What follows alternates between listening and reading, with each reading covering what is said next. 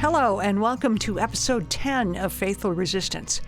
We've recalibrated a bit and decided to include a couple of interviews in every podcast and take a little more time. We'll continue to talk to community activists about the work they're doing, essentially the what and the how of resisting. And we'll also have a conversation in each episode that delves into the faithful part of resistance, essentially the why of resisting. What beliefs, what values motivate us to stand up for our democracy, the Constitution, our neighbors, people on the margins. So today you'll hear what the folks at the Center on Colfax are doing to stand up for the LGBTQ community in Colorado. And first, we'll share a conversation with the Senior Minister of Jefferson Unitarian Church, Reverend Wendy Williams. Welcome, Reverend Wendy. Welcome back from sabbatical. I'm so glad that we're going to finally have a chance to talk. I wonder when you first heard about Faithful Resistance as a name we glommed onto while you were gone, what was your gut reaction? How does Faithful Resistance resonate with you? Oh, it was terrific. In fact, I really was steadfast during sabbatical about not being in the church's business. And so I wasn't checking on things. And so when I came back, which was a Tuesday, April the 1st, I drove into the parking lot and saw Faithful Resistance in huge letters on our wayside pulpit. And I went, yes, it's just great. I mean, that's what it takes. It's more than I was reading the news just like you all. And I know that there's plenty of resistance. But how are we going to be in that resistance? And I hope that the quality of our resistance isn't just out of anger or resistance for resistance sake, but informed by something. So that we were proclaiming a faithfulness in our resistance was, I just about burst my buttons. I was so proud of our staff. Well, I will be the first to admit, I was going to ask this later, but since you brought it up, I will be the first to admit, yelling and swearing at the television or the computer screen when I'm hearing certain news. And I know that's not the right place to come from for resisting, but I also don't know, and I don't know how to separate my anger from the flip positive side of it. And that's where this Reverend part of Reverend Wendy needs to come in, helping me, and I'm sure I'm not alone, go beyond anger to faith. Well, I wouldn't say that anger isn't a part of faith, right? And I don't want to give the impression, because I think that this does us a disservice. If you are religious or you are spiritual or you are informed by faith, then you are more peaceful, and whatever comes is just fine. That's not our faith tradition. Our faith tradition is informed by the fact that our roots are strongly steeped in Christianity.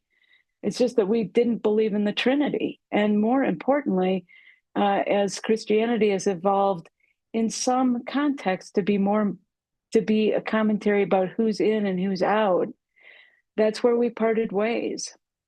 And so what I'll say about that is that especially our universalist heritage is about that inward peace, which maybe takes us from sort of fear and judgment to something that's more about love and courage. And once our inner world is aligned, it's also about this outer peace that is about going from isolation to justice and interdependence. So I think I'm not a person who ranks our emotions.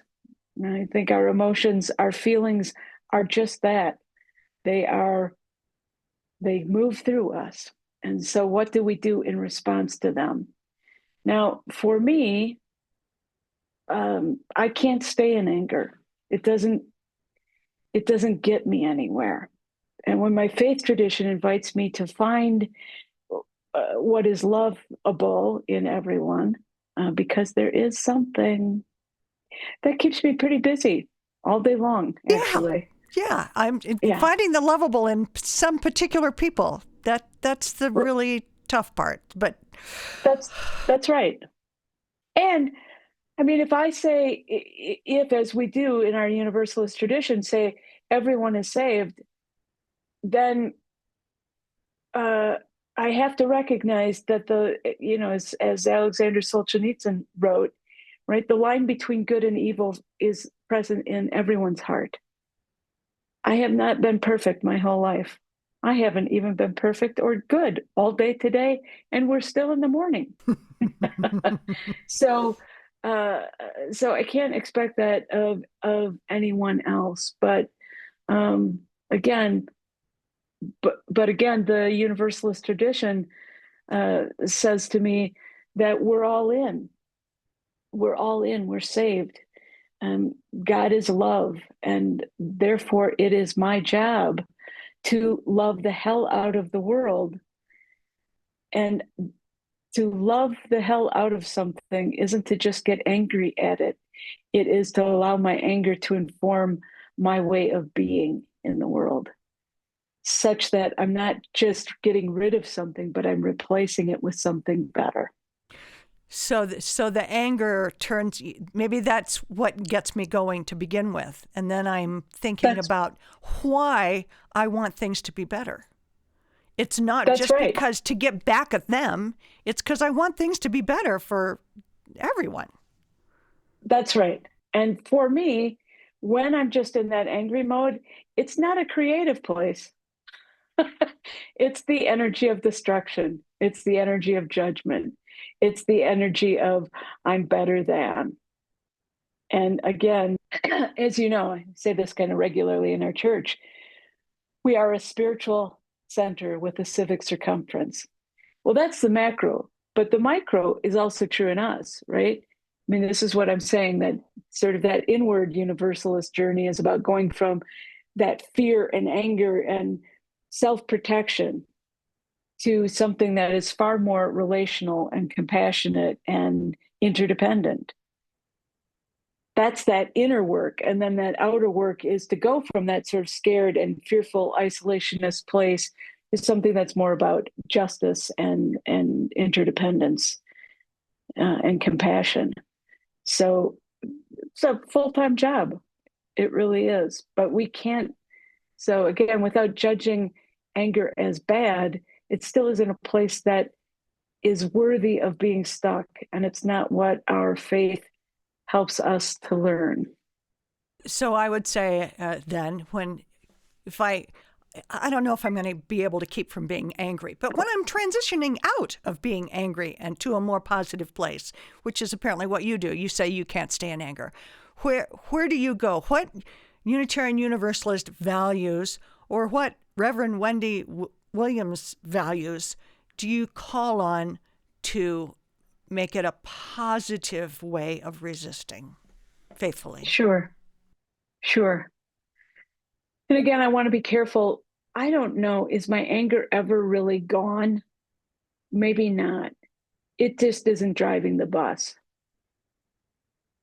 So when I want something else to drive the bus, I mean, some of us, I think, were taught in therapy or learned at a later point when if we struggled with a parent or something, to be able to picture our parent not as they were in the moment when we felt not understood, not seen, harmed, whatever it was, to be able to picture our parents as as children. So that's for me, that is the value of compassion, right? That is the value of being with, of seeing differently, of recognizing a larger story, and and that always helps me. I mean, I know that I in my lifetime have said things and done things out of anger that trace to past brokenness, past injury. Um, that's very human. If I've done it, how can I not imagine that others have done it? You know, I don't know if you have seen any of the sort of somewhat recent Pew Foundation statistics, but it's very interesting to me because apparently in our country, some 58% of us believe there's a hell. But interestingly, when asked if they themselves would be going to hell, only 4% of us said yes. So, so what that points out for me is our very human tendency to find the problem with someone else without recognizing it in ourselves. So my anger always invites me into a place of compassion for what they might be going through, what their fears might be, what their protection instincts might be, and to invite them into something better. Not because I treat them like they are the worst of humanity, or they're from Mars, or they should be sent to Mars, but to say, what is it that's going on for you? What would you say what experience of the climate of resistance do you feel right now from the congregation and other places? I mean, I think it's maybe a little calmer than it was in February, but I'm hoping it's also maybe a little more determined. But what do you sense? Yeah, I think there's several things. One, I think you're right. There is a settled downedness, and yet there is a determination. At the same time, I mean, I think we have people in our church, gratefully, who just really are doing this work of social justice all of the time, and I'm so appreciative. I know, I lift up the work of each of our justice teams in their own way. Our JUC Community Action Network and our Green Task Force and our Housing and Poverty and Food and Nourishment, all of them, they are doing the things, and they are doing more of them. And importantly, I think they're inviting us in, and they're inviting us through Faithful Resistance and through the website to say, here's some ways that you can get involved. Because what's also true about this, maybe it's not quite as acute as it has been, is some of that is we are beleaguered. Yes. We are just truly, like, all of the things that have been coming out just recently about the first 100 days, it was re-traumatizing. Yes, it was. And so I think all of us have a duty to sort of check in with ourselves. We cannot, each or all of us, be going perpetually in any direction, whether that's avoiding the news, sinking into it, doing the thing. We have to have some balance between being and doing. So I think sometimes what I'm seeing is maybe a plateau, but I know that there's a tension in our folks who are really doing the things so regularly. Why aren't more people involved? And for the people for whom this is not their season to do justice work, I have got all I can do to hold my family together under the impact and the weight of these new policies and this new, I'll say, imbalance, this unsteadiness that currently exists in our country. Mm-hmm. I think each of us is called to ask ourselves, if I'm perpetually doing, is this a time when maybe I need to step back and breathe and recenter? That's also a value I go to when I'm only angry. What else is there? Can I just breathe? Can I take some space? And if I haven't been involved, why haven't I been involved? And again, some of the things that I hear are just people's truths. It's I'm protecting my family, or I'm totally undone, or I'm uncomfortable doing that. Well, I'm a little less accepting or patient with the discomfort, because I don't know where any of us got the idea that we get to be comfortable in life. And as you know from my earliest sermon at JUC, I really feel our faith calls us into growing our heart. And any kind of growth requires some discomfort. So if you are a person who says, I'm not involved because I'm uncomfortable, then I invite you to say, how can I grow past that? What's the next thing I can do? When I hear somebody else is going, could I go with them? Could I start not with a protest, but with a day at the legislature? What is it that I could do? Am I willing to start by writing a letter to the editor or to my congressperson or whatever? There's so much to be done. I know we'll talk again, but is there anything else that I've just completely missed the boat on that you would like to get into this conversation? In our faith tradition, it is about everyone in and no one left out. Then how are we practicing love? How are we practicing loving ourselves and loving our neighbor and deepening connections such that fear doesn't have as large a chance to take hold as it's been given? How do we resist through our faith the tendency that there is someone to blame for this? By this, I mean this current state of environmental collapse, economic decline, division, all of it. I think when we get angry, we tend to point at one person or one set of people without examining how we have participated in that and how our anger and fear is only replicating the model we've been given. I think resistance is about living into a loving imagination of what else is possible. Thank you. I'm sure, I hope we'll speak again. Thanks. Absolutely. You bet. Our second conversation is with Joy Iwancio at the Center on Colfax, which is the largest LGBTQ community center in the Rocky Mountain region. We're so happy today to talk with Joy Iwancio, who works at the Center on Colfax. To be transparent, she's a good personal friend, and she's also a very passionate advocate for the work that the Center on Colfax does. There are so many things to ask you, Joy, but let's start with, what's the current climate? What's it like at the center these days? It's challenging. There are folks who are coming here from other states because Colorado is a safe state for transgender folks. There are folks who are coming in who are very anxious about their future.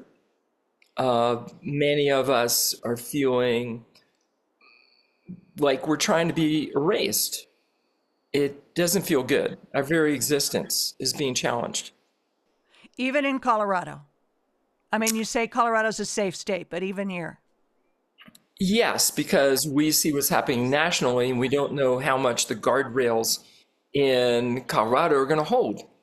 Let's talk about all the things that the center does. But we have an older adult program. On the other end of the spectrum, we have a children youth program for kids 10 to 17 called Rainbow Alley. We have a mental health program where people in the community can get 12 free therapy sessions if they qualify. We have another division of our center that trains businesses and organizations in being more LGBTQ friendly and aware. We just had a job fair, which was really great. We have certainly special events. The biggest event that we're involved in, maybe everybody doesn't know, is the Pride Festival and the Pride Parade. Those are put on by the center. They're both our biggest expense and our biggest fundraiser. And then finally coming to my program is the transgender program. where we have support groups and events and workshops. So we have a wide variety of support groups that are peer-led. So in other words, the leader, the facilitator of that group has to be of that identity to lead the group. And I train these facilitators. I have to do it chronologically to remember them all. On Tuesday nights, we have a non-binary support group. Wednesday nights is a trans-masculine support group. Thursday nights is our trans-feminine support group. These are in-person and online groups. And on Saturdays, we have an open transgender support group for people who are maybe just questioning or maybe fit under any of those categories. There's the trans-inclusive family support group, and we keep adding support groups as needs arise. But when people come into a transgender support group, what do you think they're looking for, and what do you think they're gaining? Absolutely. They have a goal, believe me, when they come to our groups. And often they're looking for community because folks can be isolated. They're looking for the kind of support they can get from peers. And they're also often looking for resources. And we often link people up with resources. And that's some things they gain is access to resources, community where they find often friendships. I remember going to my first transgender support group over 30 years ago in Baltimore, where I'm originally from. And I'm still friends with people in that support group. And when you walk into a support group meeting and you find out you're not alone, you're surrounded by folks who are transgender, just like you, it's very affirming. What about allies of transgenders? Is there a place for them to contribute in any way at the center? Absolutely. So one of the most direct ways is, of course, to give monetarily if they can to the center, and you can direct your donation to go to the transgender program. You can also volunteer at the center. We have front desk volunteers. We have volunteers for events. Right now, the applications are open for the Pride Festival volunteers. That's 2 days of time that we need volunteers for. And then the last thing is we do have some opportunities for allies. Certainly, one of the groups we're doing right now is a trans-inclusive families group. It meets once a month, first Wednesday of the month. And it's for families who are coming here who need support, families who are here who need support because they may have trans folks in their family. And that might mean a partner, it might mean kiddos, it might mean another relative. But if you're an ally, you are welcome to come to that group. It's called Trans Inclusive Family Support Group. What's your level of hope now? Positive. What's a place where you find any positive reason for hope now in Colorado, at the center, just in life in general, in the LGBT community? Well, I'm always looking for hope, that's for sure. We need it. One of the things we do is we have programs, we have workshops about self-care. That's really important to take care of our community. I've seen the community come together and support each other. We are stronger when we were together than when we were separate. I see other organizations who are more political who are supporting us. One Colorado would be the biggest one here in the state, which has pushed for legislation. And so I was at one of their lobbying days, and it was really powerful to be able to meet with legislators in Colorado and let them know our needs. So I'm hopeful because they were listening and they have passed some recent legislation.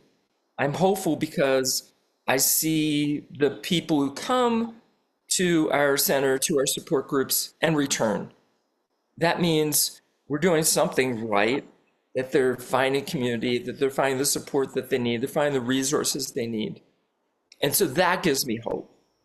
I also see a younger generation come along who I believe they're not going to stand for this. They want a better world. Okay. Well, we want to thank you today for being here to talk about the work that the center does and wish you nothing but the best. Thank you, Joy. Thank you. So as we're transitioning to this podcast coming out second and fourth Thursdays, rather than every Thursday, we're recommending that you go to the JUC website to find out about upcoming opportunities for action. That's jeffersonunitarian.org. On the homepage, there's a link to the Faithful Resistance page, and you'll find ways to volunteer and to resist. So until next time, keep holding and lifting each other up, and keep doing the next right thing. Go out and do the next right thing.